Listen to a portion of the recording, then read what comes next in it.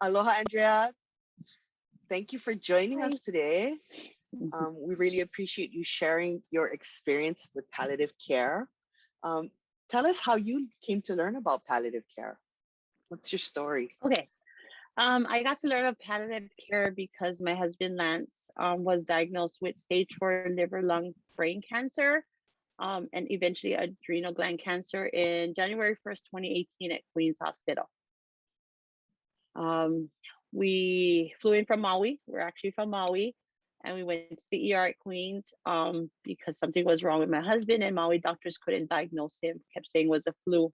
We went to the ER, and within 2 hours, Lance was diagnosed with, of course, stage 4 liver, lung, brain, adrenal cancer that was not curable, but they're going to possibly treat, and sent us up to 7 Eva, the oncology floor at Queen's Hospital, where a team of doctors were assembled within 2-3 days, and one of that team was our famous pain and palate doctor, Dr. Fishberg.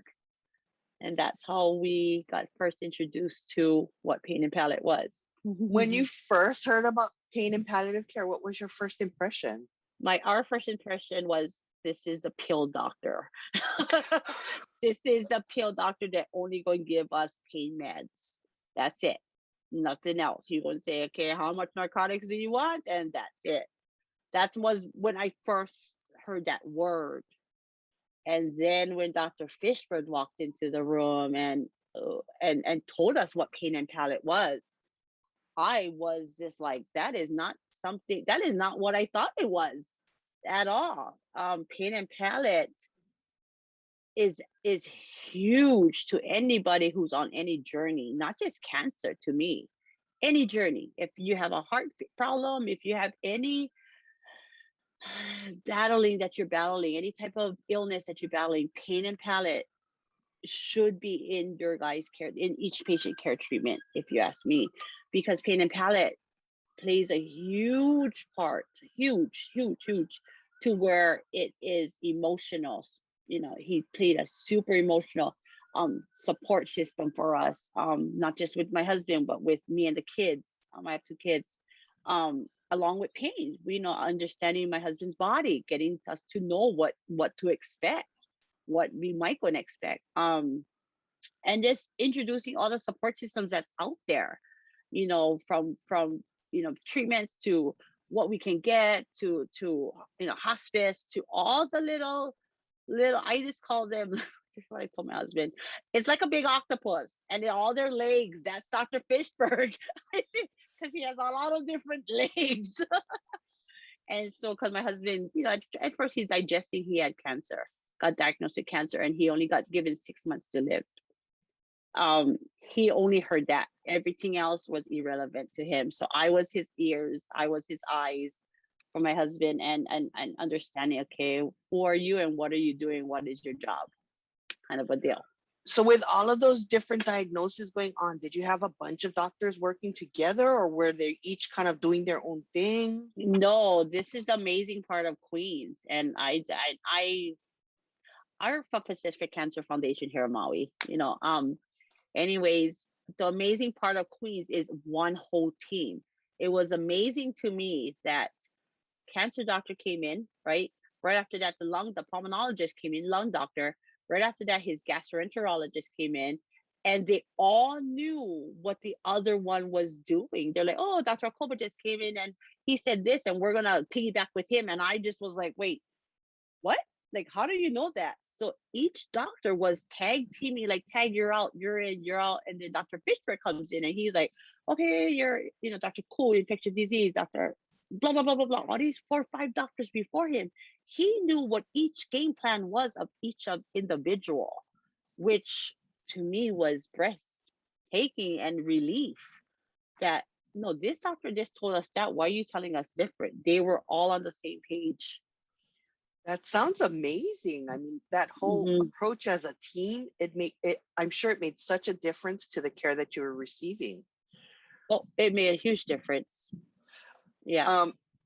How do you think the palliative care aspect really supported your husband and even you? How did it support you during this journey? it supported us a bunch of ways, not just alleviating my husband with whatever pain he was dealing, but emotional. My husband could actually literally, he's a very prideful man. Lance is a very prideful man, and I get him. Typical local, I get him. I got this. I don't need to tell what I'm feeling inside. And Pain and Palette actually got him to open up and actually tell his deep down, deep soul bearing emotions or feelings, about whatever to call me my husband's growing up days, he bought out.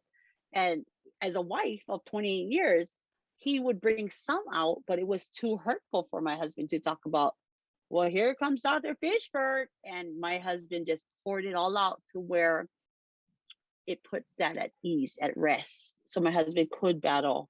So the Pain and Palette was emotional, definitely support of me and the kids, because now I gotta support everybody. Now I gotta be the foundation to our family. It was my husband. Now hear me, gotta be the foundation, but his caregiver, but to be a mom, I gotta be a wife, I gotta be the advocate for my husband. I was all of this. And Dr. Fishberg was actually, to me, the one that stood beside me and said, we're going to fight this journey together. Don't worry about it. If you don't understand, you ask, and you ask me, and I will get you an easier answer. Because a lot of times doctors would say certain stuff, and I'll be like, okay, just let him go, right? Let it go and just try to figure out what he's saying.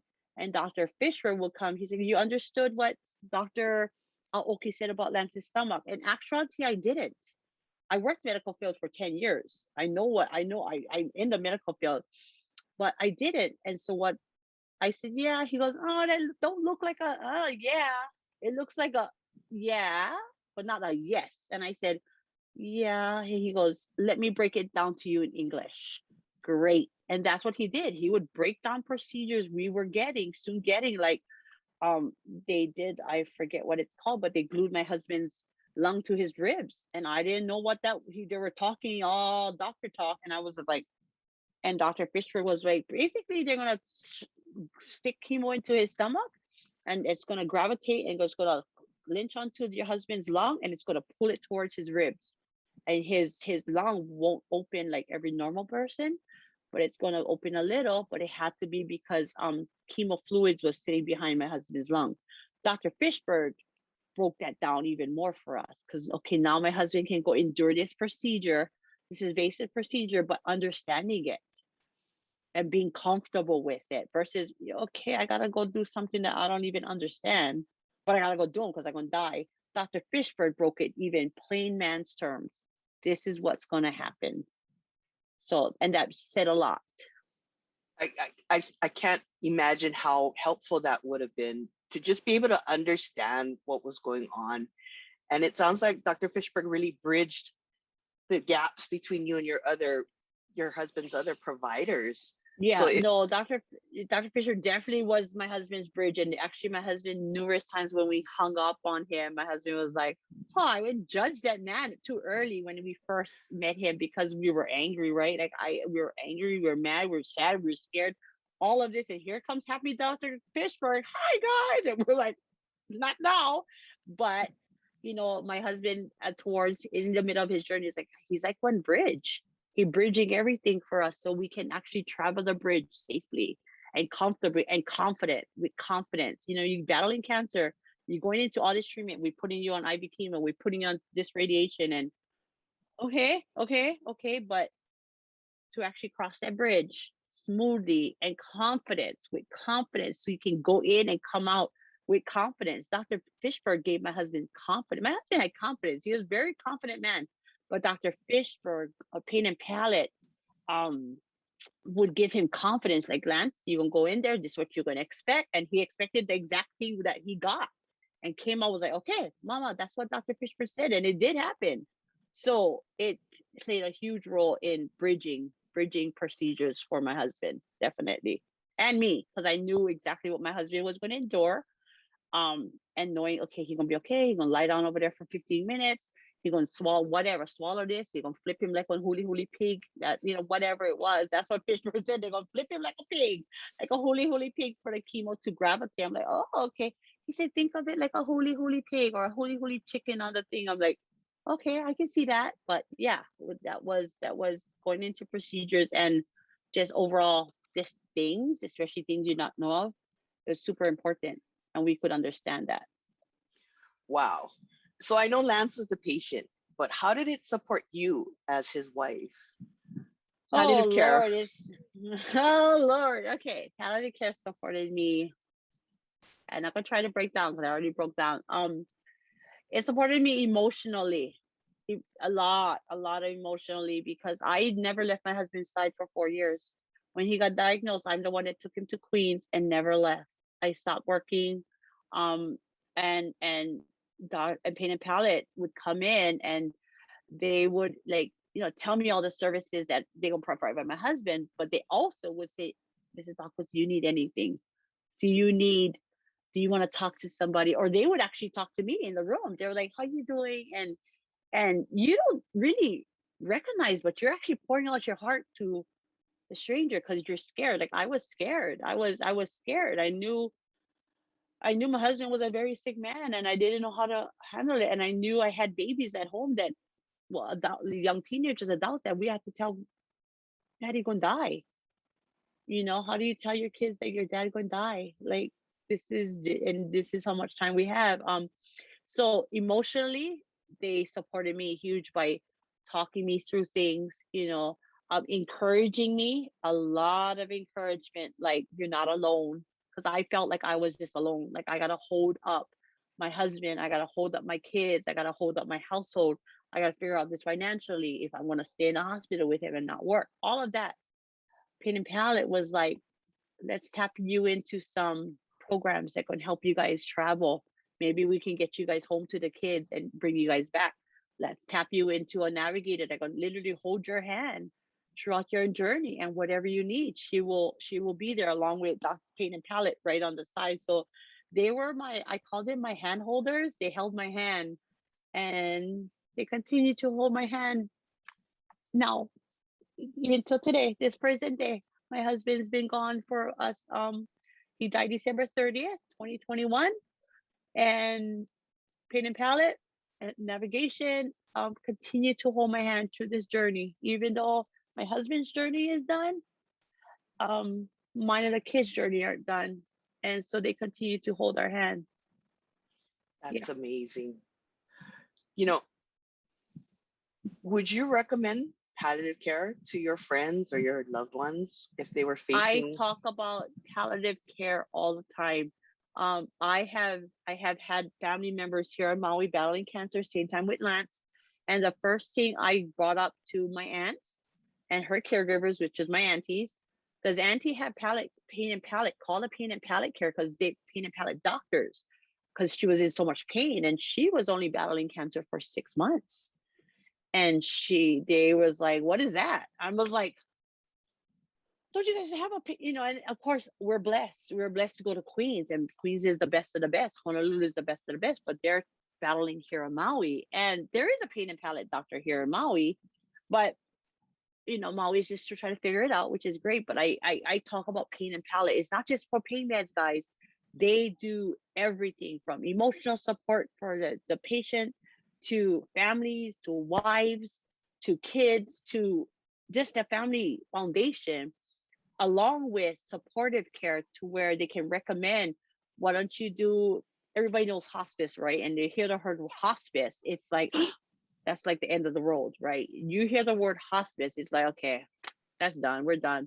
But I tell everybody that pain and palate, depending on your insurance and all that stuff, but they also can still help with the foundation that you are actually on. Your foundation, my thing, and I told my auntie them this, is our foundation is cracked, it's shift, but it's not broken.